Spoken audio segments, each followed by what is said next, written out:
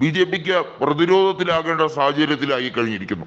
62 ലോക്സഭാ സീറ്റുകൾ കഴിഞ്ഞ തവണയും ഉത്തർപ്രദേശിൽ നിന്ന് നേടിയ ബി.ജെ.പിക്ക് ഇക്കുറി 40 സീറ്റെങ്കിലും നിലനിർത്താൻ കഴിയുമോ എന്ന സംശയം അവരെ വല്ലാതെ വേട്ടയാടുന്നുണ്ട്.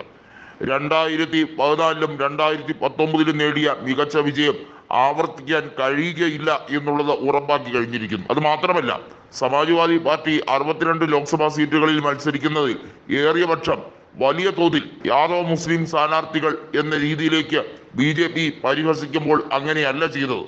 എല്ലാ കമ്മ്യൂണിറ്റിയിൽ നിന്നും, എല്ലാ ജാതി മതത്തിൽ നിന്നും ജനവിഭാഗങ്ങളെ മത്സര രംഗത്തേക്ക് ഇറക്കുന്നത് വഴി സമാജ്വാദി പാർട്ടി ഒരു പ്രത്യേക ജാതിയുടെയോ മതത്തിന്റെയോ ആണ് എന്ന് പറഞ്ഞവർക്കുള്ള ചുട്ട മറുപടിയായി കഴിഞ്ഞിരിക്കുന്നു.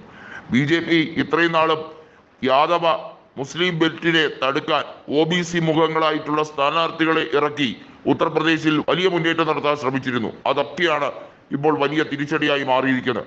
മാത്രമല്ല, ക്ഷത്രിയ സമരം എല്ലാ മേഖലയിലേക്കും പടരുന്ന രീതിയിലേക്ക് പന്തലിക്കുമ്പോൾ 30ഓളം സീറ്റുകളിൽ ഏറ്റവും കുറഞ്ഞ പക്ഷം ബി.ജെ.പിക്ക് ഏകദേശം ഓരോ മണ്ഡലങ്ങളിലും 50,000 മുതൽ 75,000 വരെ വോട്ടുകൾ നഷ്ടമാകാൻ സാധ്യതയുണ്ട് എന്നാണ് അവരുടെ ആഭ്യന്തര റിപ്പോർട്ട് വന്നിരിക്കുന്നത്.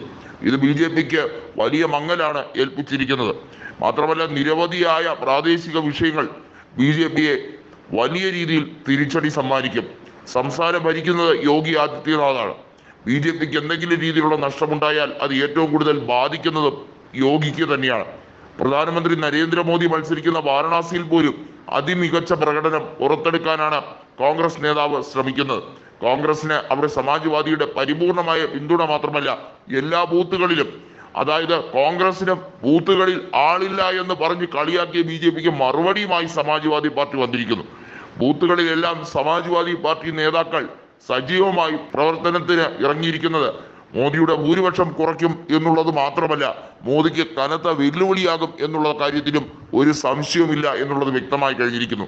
ഉത്തർപ്രദേശിലെ 80 ലോക്സഭാ സീറ്റിൽ ഏറ്റവും കുറവ് സീറ്റുകൾ ഇത്തവണയായിരിക്കും രേഖപ്പെടുത്തുക എന്നാണ് രാഹുൽ ഗാന്ധി റായ്ബറേലിയിലെ തെരഞ്ഞെടുപ്പ് പ്രചരണത്തിൽ പറഞ്ഞിരിക്കുന്നത്.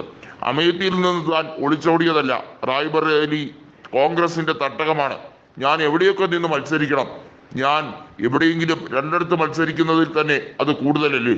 എനിക്ക് വയനാട്ടിലെ ജനങ്ങളോടും പ്രതിബദ്ധതയുണ്ട്. സ്മൃതി ഇറാനി പറയുമ്പോൾ മത്സരിക്കാൻ ഞാൻ അവരുടെ അടിമയൊന്നുമല്ല എന്ന രീതിയിൽ തന്നെ രാഹുൽ ഗാന്ധി ഉറപ്പിച്ചു പറഞ്ഞിരിക്കുന്നു.